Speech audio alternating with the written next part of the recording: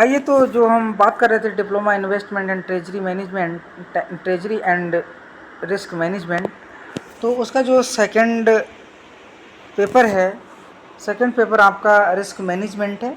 तो यहाँ पर हम रिस्क मैनेजमेंट के सिलेबस की बात करेंगे। लेकिन दोस्तों याद रखना कि जो सिलेबस तो है, लेकिन सिलेबस के साथ साथ में आपको आरबीआई के जो लेटेस्ट सर्कुलर्स हैं, वैल्यूशन से रिगार्डिंग, एनपीए प्रोविजनिंग के रिगार्डिंग, और जो मेन है आपका बेसल थर्ड में जो कैपिटल चार्ज को कैसे कैलकुलेट करते हैं, रिस्क वेट एसेट्स होती है उसको कैसे कैलकुलेट करते हैं, ये सारी चीज़ें आप लोग इसमें ज़रूर सीखिएगा। जब तक आपको ये चीज़ें नहीं कंफर्म होंगी, इन चीज़ों के कॉन्सेप्ट नहीं क्लियर होंगे, तो रिस्क मैनेजमेंट का एग्ज़ाम निकालना बहुत कठिन पड़ेगा।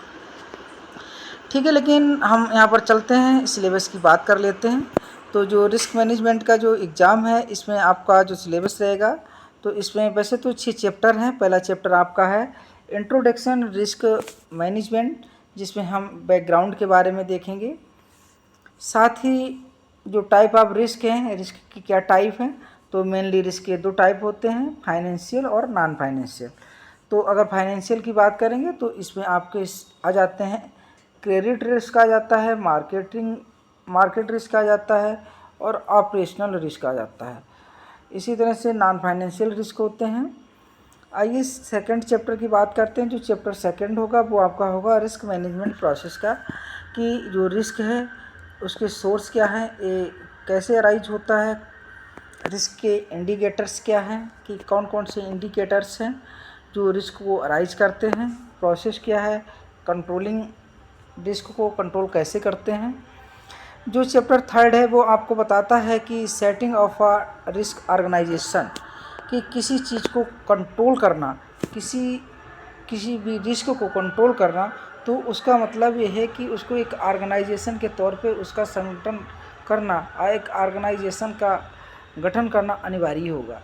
क्योंकि एक ऑर्गेनाइजेशन के तौर पे जब हम किसी रिस्क को मैनेज करेंगे, उसको कंट्रोल करेंगे, उसको मिटिगेट करेंगे, उसको देखेंगे और उस पर स्टडी करेंगे, स्ट्रेटजी बनाएंगे, तो हमें लगता है कि वो ज़्यादा बेटर तरीके से, अच्छी तरीके से आप उस रिस्क को मिटिगेट कर पाएंगे और उसको प्रॉपर तरह से मॉनिटर कर पाएंगे।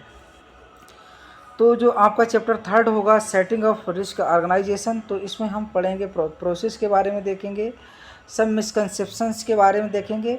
जैसे कि इसमें कुछ मिसकंसेप्शन, जो आपके मिसकंसेप्शंस हैं, जैसे कि है कि जो रिस्क है, रिस्क बैड होता है, रिस्क इज बैड। दूसरा जो मिसकंसेप्शन होता है कि जो स्टेक होल्डर्स होते हैं या जो शेयर होल्डर्स होते हैं, तो उनके लिए ही मतलब रिस्क जो होता है, जो गोल होता है, यानी शेयर होल्डर्स के जो गोल हैं, स्टेक होल्डर्स के जो गोल हैं, उन्हीं को हासिल करने के लिए रिस्क को हैंडल किया जाता है। तीसरा है कि जो रिस्क की रिस्पॉन्सिबिलिटी है केवल स्पेशलिस्ट ऑफिसर्स की है, जबकि ऐसा नहीं है। चौथा आपका है कि रिस्क को ट्रांसफ़र किया जा सकता है, लेकिन ऐसा ट्रांसफ़र किया जा सकता है वो ठीक है, लेकिन एक मिसकंसेप्शन ये है कि रिस्क को अमूमन जनरली ट्रांसफ़र नहीं कर सकते हैं, उसको केवल शेयर किया जा सकता है। इस तरह से आपका इसमें हम देखेंगे कंप्रीहेंसिव व्यू, की कंप्रीहेंसिव व्यू क्या है उसके बारे में देखेंगे, एसेट लायबिलिटी के क्या कॉन्सेप्ट हैं उसके बारे में देखेंगे, फ्रेमवर्क ऑफ द पॉलिसी का क्या फ्रेमवर्क है उसके बारे में देखेंगे, एल्को एसेट लायबिलिटी कमेटी के बारे में पढ़ेंगे। जो आपका चैप्टर फिफ्थ होगा उसमें हम देखेंगे कि सब इम्पॉर्टेंट कॉन्सेप्ट्स क्या हैं उनके बारे में पढ़ेंगे। इसमें हम पढ़ेंगे कि रिस्क एक्सपोजर एनालिसिस क्या है, ओपन पोजीशन क्या है, ड्यूरेशन क्या है, मॉडिफाइड ड्यूरेशन क्या है, कन्वेस्टी क्या है, RAROC क्या है, ऑडिटिंग रिस्क मैनेजमेंट क्या है। जो लास्ट इसका जो चैप्टर होगा वो आपका होगा understanding Basel accords and it is implications. तो जो रिस्क मैनेजमेंट का जो पेपर है, इसमें बेसल जो है ये एक बहुत अपनी अहम भूमिका निभाता है। इसमें आप किसी भी प्रकार से इसमें आप अवॉइड ना करें, इस चैप्टर को ज़रूर पढ़ें। बेसल अकॉर्ड्स के जो कॉन्सेप्ट हैं वो क्यों लाया गया, उसके सभी pillars, special first, second, third और उसकी क्या क्या विशेषताएं हैं, LCR क्या है, NFCR क्या है, इसको कैसे कैलकुलेट किया जाता है, ये सारी चीज़ें आप लोगों को जानना ज़रूरी होगा। Thank you.